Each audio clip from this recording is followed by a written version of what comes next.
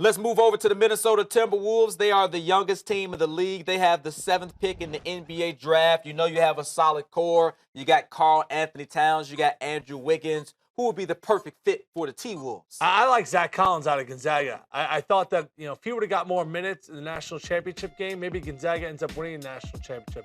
He is a great athlete. He's got an offensive game that is still expanding. He's not scared of mixing it up. Could be a really nice compliment towards playing alongside of Karl Anthony Towns. Now, some would say they have similar games. You may be right in that matter. But I think he could be a better pro than, let's just say, a guy, Gorky Jang. Okay. I think he's going to be able to guard the pick and roll pretty well. Let's not forget who the coach is up there. Tom Thibodeau. But you look at that roster, Levine plays the 2 when he comes back, right? Wiggins plays the 3. Karl Anthony Towns plays the 4. They drafted Chris Dunn, who's supposed to be the point guard of your future.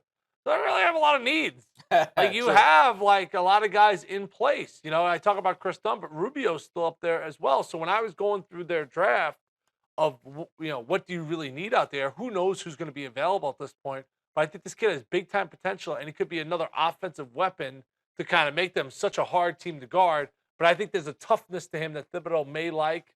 I don't know. I think I'm fishing with this pick because I don't really know what direction the organization may go in. Yeah, I think this is a really tough selection. I'm with you on that one. Number 1, you need a veteran. That's what you really need because you have so many young guys. Number 2, the thing we know about Tom Thibodeau, he doesn't really like to play young guys anyway. He's not a fan of playing rookies, so you wonder how much playing time whoever gets drafted at 7th is going to get. Number 3 is just interesting to see. A guy like Zach Collins, I guess the thing that works for him, he does have a shot blocking presence. I believe it was a game in a tournament where he had, maybe 5 blocks or so, that sort of thing. And we know Thibodeau does preach defense. So maybe that will earn him some playing time if he could be a rim protector. That's what I was thinking. Yeah.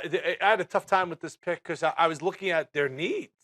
And that's why a lot of people thought they were a playoff team. They didn't need a whole lot going into this year. You're right. They need veterans.